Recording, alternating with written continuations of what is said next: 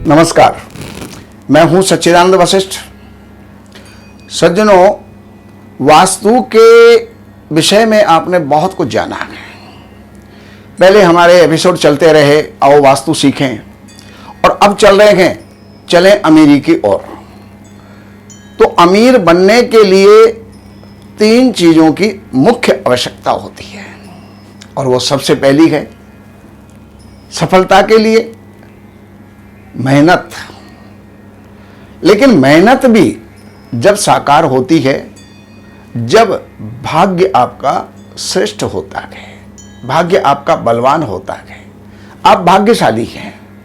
और भाग्यशाली कुंडली में देखा जाता है कि कुंडली में आपके भाग्य की स्थिति क्या है। क्योंकि मेहनत करते हुए तो मजदूर पूरा जीवन गुजार देते हैं, लेकिन कुछ भी अपने जीवन में नहीं कर पाते। लेकिन भाग्य अगर साथ दे जाए तो आदमी मजदूर से लेकर के और कहीं से कहीं तक पहुंच सकता है, फर्श से अर्श तक पहुंच सकता है। लेकिन उसमें अगर वास्तु और आपका साथी बन गया, यानी वास्तु के अकॉर्डिंग अगर आपकी सारी स्थिति है, तो फिर तो आपको अमीर बनने से कोई रोक ही नहीं सकता। आइए एक बहुत छोटा सा उदाहरण मैं आपको दे रहा हूं, जिस देश के अंदर आप रहते हैं, और वो है भारत, हिंदुस्तान, इंडिया। और ये जो नक्शा देने का प्रयास किया जा रहा है, ये भारत का नक्शा है। वास्तु का सिद्धांत है कि उत्तर के अहाते से अगर हमने निर्माण किया और दक्षिण दिशा अगर खाली है, तो वहां पर वो जगह एक दिन किसी और की हो जाती है। यह सिद्धांत वास्तु का है। और की हो जाने का मतलब कैसे हो जाएगी और की, जो हमारी है। अब आप ये देखिए, हमारे भारत के अंदर सबसे पहली बात है, उत्तर में हिमालय है, जो भारत का सबसे ऊंचा स्थान है। और उत्तर ऊंचा हो गया, और यहां से उत्तर से जो है नीचे की तरफ जो है गिरता हुआ, यानी ढलान युक्त होता हुआ, और आगे कन्याकुमारी तक पहुंच जाता है, रामेश्वरम तक पहुंच जाता है। तो उत्तर ऊंचा और दक्षिण हो गया नीचा। फिर दक्षिण के अंदर समुद्र भी हो गया। तो यह कारण है हमारे अर्थाभाव का, अर्थात ये जगह दूसरों की हो जाने का कारण है। अब आप ये देखिए, पुराने इतिहास को आप लेकर के आइए। सिकंदर ने यहां पर आक्रमण किया, महमूद गजनवी ने, महमूद गोरी ने यहां पर आक्रमण किया। और जो भारतवर्ष सोने की चिड़िया कहलाता था, अर्थात सोने का खजाना, यानी धन संपन्न, लेकिन वहां पर विधर्मियों ने आकर के और यहां पर अपना कब्जा जमा लिया।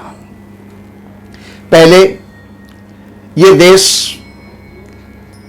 मुगल शासन में रहा, तो हो गई ना पराई, वो जगह किसी और की हो जाती है।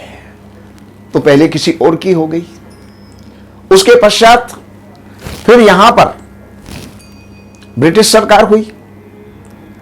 तो यहां से जितना भी धन लूटा जा सकता था, उन्होंने यहां का धन लूटा और विदेश में पहुंचा दिया। धन किसका? हमारा। पहुंच गया कहां? विदेशों के अंदर। तो हम तो हो गए गरीब और विदेश हो गए संपन्न। तो ये 2 कारण बने। अब यहां एक कारण मैं आपको और बताता हूं। अब इस हिमालय से अगर पीछे चले जाएं, तो वहां पर आ जाता है चाइना। अब वहां का भूगोल और वहां का वास्तु आप देखिए। अब जो हिमालय हमारे उत्तर में था, ऊंचाई में, जो कि नहीं होना चाहिए, और वो जो है चाइना के दक्षिण में आ गया, तो दक्षिण चाइना का सबसे ऊंचा स्थान बन गया। इसलिए हमारे बाद आजाद होने वाला चाइना हमसे आगे कई गुनी तरक्की करता हुआ चला गया और चलता हुआ जा रहा है। ये कारण है मात्र केवल एक पहाड़ का, उसी का परिणाम है। अब चलो हम इसको भी छोड़ देते हैं। अब इसका निवारण कैसे करें? तो पहाड़ को तो उठाया नहीं जा सकता, हिमालय को हटाया नहीं जा सकता, बस बार बार उसका दुष्प्रभाव हमारे ऊपर पड़ता रहता है। और आप देखिए फिर यह संपन्न हुआ, लेकिन हमारे यहां के सपूतों ने धन हमारा और विदेशी बैंकों में जमा करा दिया। तो खाली कौन हुआ? हमारा देश। पैसा कहां काम आ रहा है? विदेशों के अंदर। तो इसलिए हमारा जो उत्थान है वो नहीं हो पा रहा, और उसका कारण कोई और नहीं है, मात्र और मात्र केवल ये हिमालय पर्वत है, जिसके कारण से हम बार बार क्षीण होते चले जाते हैं, फिर उठते हैं और फिर क्षीण हो जाते हैं, फिर उठते हैं और फिर क्षीण हो जाते हैं। तो ये मैंने इंडिया का भी आपको फल बताया, ये मैंने चाइना का भी बताया। अब मैं आपको पड़ोसी देश की बात करता हूं। अब आप अगर यहां चले जाएंगे तो यहां पर मुस्लिम देश है, और मुस्लिम देशों के अब हुआ क्या, यही पहाड़, यही हिमालय है, उनके ईस्ट में आ गया, पूर्व में आ गया।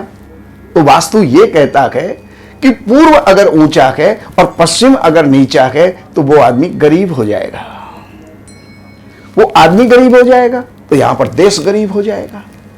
तो यहां नॉर्थ ईस्ट,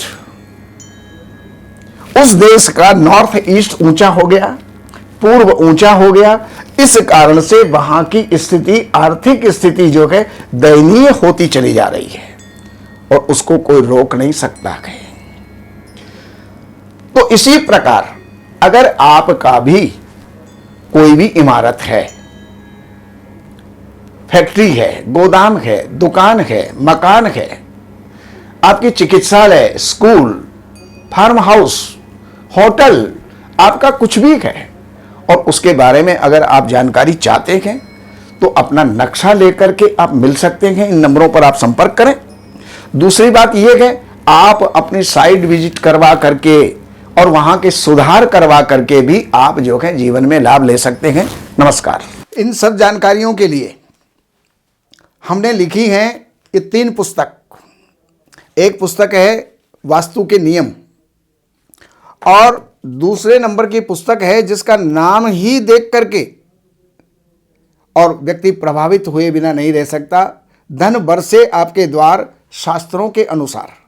इस पुस्तक के अंदर प्रैक्टिकल और सारी जानकारियां, नियम, और उसके साथ साथ बहुत से पौराणिक और शास्त्रीय और वेद के उपाय भी इसके अंदर दिए हुए हैं। ये 2 नंबर की पुस्तक। और तीसरे नंबर की पुस्तक है जितने भी वास्तु दोष होते हैं उन सारे वास्तु दोषों का निराकरण, रेमेडी, उपचार, उनके जो भी उपाय हो सकते हैं वो सब इन 3 पुस्तकों में हैं। तो इन नंबरों के ऊपर आप संपर्क करके और इन पुस्तकों को मंगाइए और लाभ उठाइए। हमारे यहाँ वैदिक ब्राह्मणों के द्वारा सभी प्रकार के पूजा पाठ, कर्मकांड, संगीत में विवाह, गृह क्लेश, काल सर्प दोष, व्यापार में रुकावट व नवग्रहों की पूजा आदि कराई जाती है। हमारे संपर्क सूत्र हैं 7838898421। देवज्ञ सच्चिदानंद वशिष्ठ जी से वास्तु, ज्योतिष, वैदिक अनुष्ठान, पूजा पाठ, महामृत्युंजय पाठ, शतचंडी पाठ, बगुलामुखी पाठ, भैरव अनुष्ठान आदि, राशि रत्न, रुद्राक्ष, कवच आदि हेतु संपर्क करें। हमारे संपर्क सूत्र हैं 7838898421। हमारी वेबसाइट है www.shrivashishth.com।